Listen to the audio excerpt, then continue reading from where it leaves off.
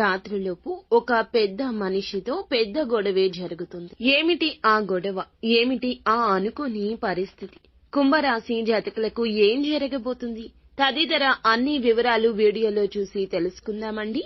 Video ఎక్కడా skip చేయకుండా పూర్తిగా చూడండి. వీడియో నచ్చితే తప్పకుండా ఒక చిన్న లైక్ చేసి మమ్మల్ని సపోర్ట్ చేయండి. ఇక ఆలస్యం లేకుండా వీడియోలోకి వచ్చేది. పోలేరమ్మ తల్లి జ్యోతిషాలయం. మీరు ఎక్కడెక్కడో జ్యోతిష్యం చెప్పించుకొని నిరాశ చెంది ఉన్నారా? అయితే ఒక్కసారి గురువు గారికి ఫోన్ కాల్ చేయండి. దూర ప్రాంతాల్లో ఉన్న వారికి ఒకే ఒక్క ఫోన్ ద్వారా వెంటనే పరిష్కారం చెప్పబడును.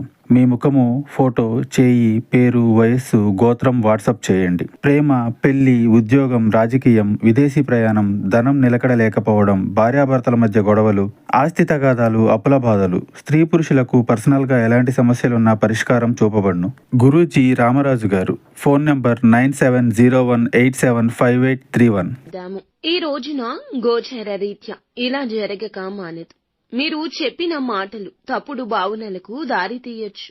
ఒక ఫైల్ లేదా ఆలస్యం లేదా సమాచార లోపం, కమ్యూనికేషన్ గ్యాప్ వల్ల మీ పైన గట్టిగా మాటలు, నిందలు రావచ్చు.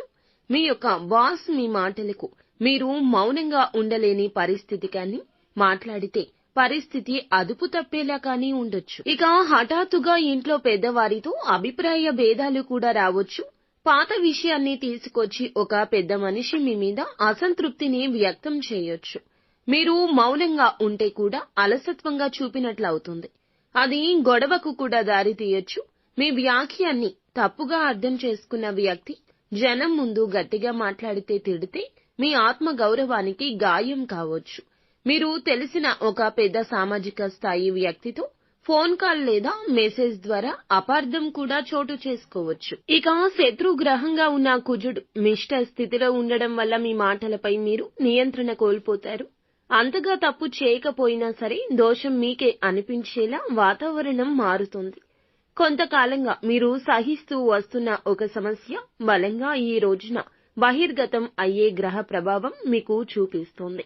పరువు నష్టం, ఇతరుల ముందు మీ మాటలు తక్కువ అయిపోతాయి. ఈ రోజు ఆర్థిక సమస్యలు మీపై అనుచితంగా నిందను మోపుతాయి.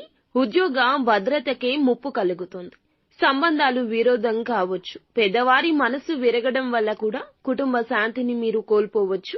ఈ రోజున మీరు తప్పుగా ఉండకపోయినా, ఆలోచించకపోయినా ఎదురు ఎవ్వరికీ మాట్లాడొద్దు. సమాధానం చెప్పే ముందు 10 క్షణాలు అయినా ఖచ్చితంగా ఆలోచించండి. ఆ తరువాతే సమాధానం చెప్పండి. పరిష్కారం కావాలి అనుకుంటే మౌనం ఒక్కటే మీకు ఆయుధం. సోషల్ మీడియా మెసేజ్ల్లో స్పందించేటప్పుడు 1కి 2 సార్లు ఖచ్చితంగా చదవండి, వినండి. అప్పుడే దానికి రిప్లై ఇవ్వండి. ఈ రోజున మీరు గోమాతకు ఏదైనా ఆహారాన్ని పెట్టండి. గోమాత సేవలో తరించండి. ఇది శత్రువుని శాంతింపచేస్తోంది. అలాగే ఓం సం శనైశ్వరాయ నమః అనే ఈ మంత్రాన్ని ఈ రోజు 27 సార్లు జపించుకోండి. రాత్రి సమయంలో శివుని పటం వద్ద నెయ్యి దీపాన్ని వెలిగించండి. పరమశివునితో ఈ రోజున మీ కష్టాలు చెప్పుకోండి. అంతా మంచి జరుగుతుంది.